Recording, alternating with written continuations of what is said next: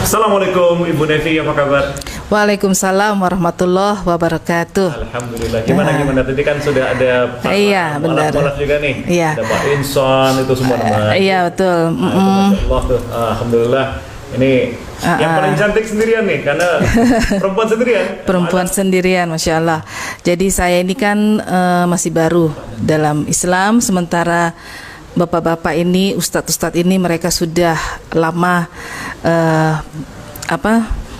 beriman Islam, sekaligus juga perjuangan dakwahnya kepada Islam sudah lebih lama. Saya ini baru belajar, dan insya Allah ketika ditanya apa sih yang sudah dilakukan ketika Islam, saya dulunya memang dari Protestan. Ya. Tentu dalam perjalanan untuk pendeta. Ya, saya pendeta kurang lebih 14 tahun, dan saya pikir ini perjalanan seseorang untuk mencari kebenaran. Jadi mudah-mudahan ketika ini nanti siapapun yang akan mendengarkan, ini bukan merupakan sebuah pelecehan begitu ya, tetapi saya menceritakan perjalanan hijrah tentunya sampai akhirnya saya memilih Islam. Jadi tadi sudah dengar dari bapak-bapak ini kalau saya sendiri dalam upaya akhirnya hijrah ke Islam atau kembali ke Islam itu ada perjalanan berproses ya. Prosesnya adalah mencari lalu menemukan, alhamdulillah. Dan ini akan saya ceritakan sedikit tentang pengalaman kembali. Dikit, Ibu dari etnis mana, suku bangsa mana? Oh iya, ayah saya Ambon. Iya, maka marga saya Nevi Natalia Nanlohi. Iya. Ibu saya Manado. Iya, jadi saya Ambon Manado. Nanlohi. Yang ibu. Oh, ibu Koyanso. Iya. Jadi Natalia kemudian ketika Islam diganti Amalia. Masya Allah. Iya. Jadi begini. Kadangkala kita kan tahu bahwa seseorang beragama itu warisan, ya. Jadi dia memeluk sebuah agama itu karena warisan orang tua. Jarang sekali ketika dia memeluk agama itu atau meyakini beriman kepada sesuatu itu karena dia mencari atau berproses menemukan.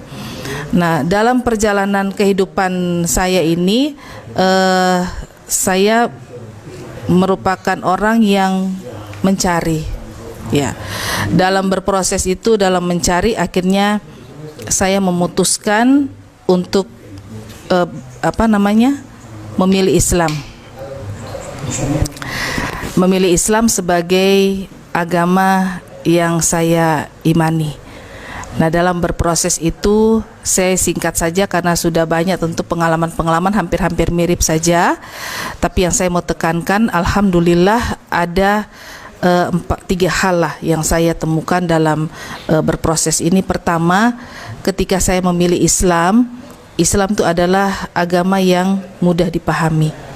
Jadi ketika terjadi perdebatan dalam diri saya ya tentang siapakah Tuhan, siapakah Allah, kemudian siapa yang kita harus imani, di sini saya melihat dan merasa puas menemukan jawabannya adalah di dalam Islam. Terjadi jelas bahwa ada pembeda yang sangat jelas sekali. Allah adalah Khalik, pencipta, dan yang diciptakannya itu adalah makhluk. Sudah sederhana saja, sehingga ketika ada yang bertanya saudara atau teman, kenapa kamu memilih Islam? Salah satunya, Islam itu sangat bisa saya terima secara akal saya. Tapi ini sekali lagi bukan berarti saya mencoba untuk menghina atau merendahkan agama saya sebelumnya, tidak. Ini kan pengalaman pribadi. Pengalaman, betul. Jadi yang kedua, saya melihat di sini bahwa Islam itu tidak ada kasta-kastanya. Jadi Islam itu Islam ya Islam. Dan saya sangat terpesona sekali ketika melihat bahwa mulai dari orang suku apa saja ya, ketika sholat mereka ketika belum sholat, ketika hendak memasuk sholat, ketika perintah untuk meluruskan saf, dengan sendirinya ribuan orang itu kok bisa ya? Dengan serempak seragam ya, dan dalam waktu yang sangat singkat langsung rapi. Saya pikir nggak ada yang luar biasa seperti ini. Dengan satu komando yang jelas selain agama Islam. Itu yang saya lihat. Terus yang ketiga, ini yang membuat saya takjub sebenarnya, Al-Quran itu kok bisa dihafal.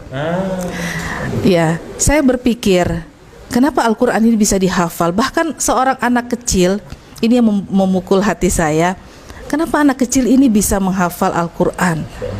Lalu kenapa kitab suci saya yang dulu itu kok susah untuk dihafal. Jadi susah betul ya? Iya, ya karena terjadi proses revisi. Revisi. Iya. Ada revisi ya? Ada revisi. Kitab Bible itu ada revisi. Iya, jadi Alkitab itu ada revisi. Alkitab tuh ya berubah karena mengikuti perkembangan bahasa.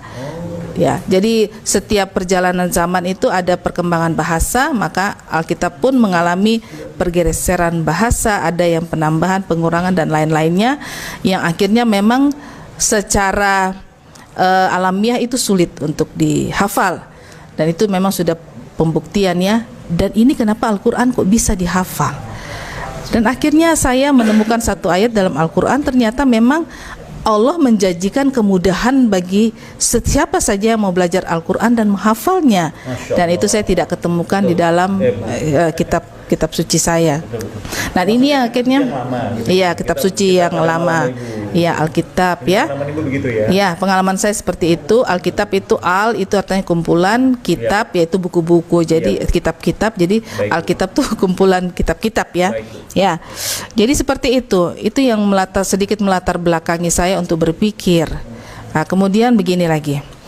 Saya menemukan banyak sekali hujatan atau fitnahan kepada Nabi Muhammad sallallahu alaihi wasallam. Kenapa beliau mengalami sekali banyak hujatan, tapi sementara followersnya banyak.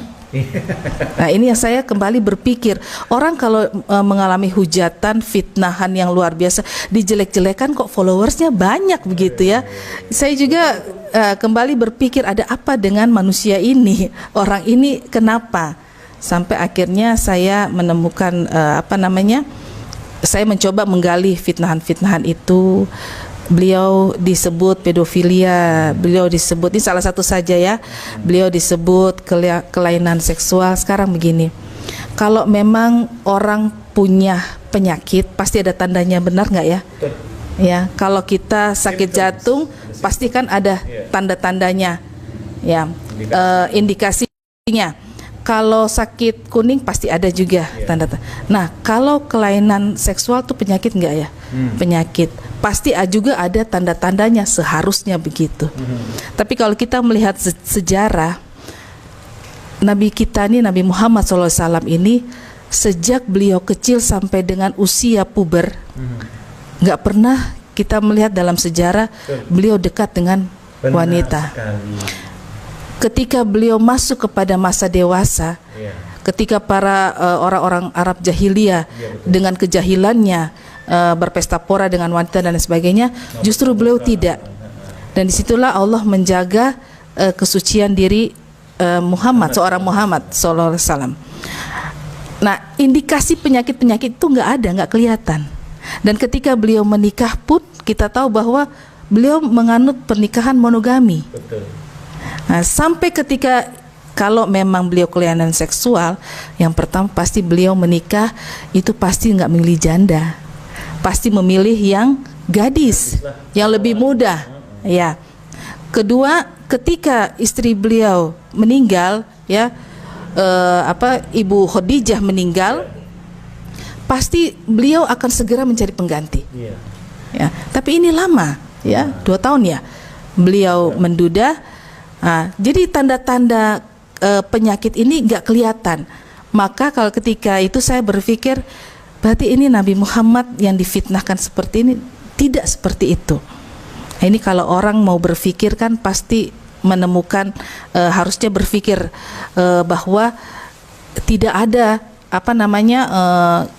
suatu kesalahan dalam dirinya Nabi. Nah, jadi fitnahan-fitnahan seperti itu merupakan saya berpikir bahwa ini ada yang salah dari ini ada yang salah dari fitnahan-fitnahan yang dilontarkan. Sampai akhirnya saya mulai berpikir apa itu Islam. Menggali apa itu Islam, sampai saya menemukan Islam. Kenapa Islam disebut indah? Karena keindahannya itu terjadi di dalam hubungan Allah mengatur kehidupan manusia itu lengkap sempurna, dari bangun tidur sampai dengan tidur, tidak ada yang tidak diatur oleh Allah, dan semuanya itu dalam Islam. Jelas. Jadi Islam itu sempurna, Islam itu teratur, Islam itu indah, dan itu yang semua orang harus tahu, termasuk keluarga saya. Belum masuk Islam yang belum.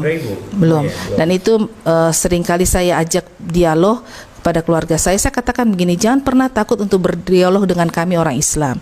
Karena apa? Kami tidak mungkin memasukkan kalian ke Islam, karena Islam itu hidayah dari Allah. Jadi jangan pernah takut untuk berdialog dengan Islam, karena kita tidak mungkin bisa mengislamkan, karena hidayah itu adalah milik Allah. Nah, kalau Allah tidak memberikan hidayah, sudah tetap saja orang tidak bisa akan masuk Islam. Nah, jadi itu banyak kali keluarga saya belum siap untuk berdialog. Dan insya Allah mohon doanya, pelan-pelan saja untuk bisa menyampaikan Islam kepada mereka. Dan mudah-mudahan dengan doa semua ini ada kesempatan untuk mereka. Baik, itu mungkin yang bisa saya sampaikan, sharekan. Lebih lanjut saat ini juga peran untuk mendampingi para mu'alaf, karena memang para mu'alaf butuh sekali pendampingan. Selain mereka labil, mereka juga butuh untuk dikuatkan ketika mereka harus bertemu dengan keluarga, menyampaikan kepada keluarga mereka sudah Islam. Maka baiklah kita yang sudah masuk Islam terlebih dahulu, yang menyediakan dirinya untuk membina mu'alaf, kita mendampingi mereka itu sampai tuntas. Nah, itu insya Allah kita bisa bersinergi bersama. Wassalamualaikum warahmatullahi wabarakatuh.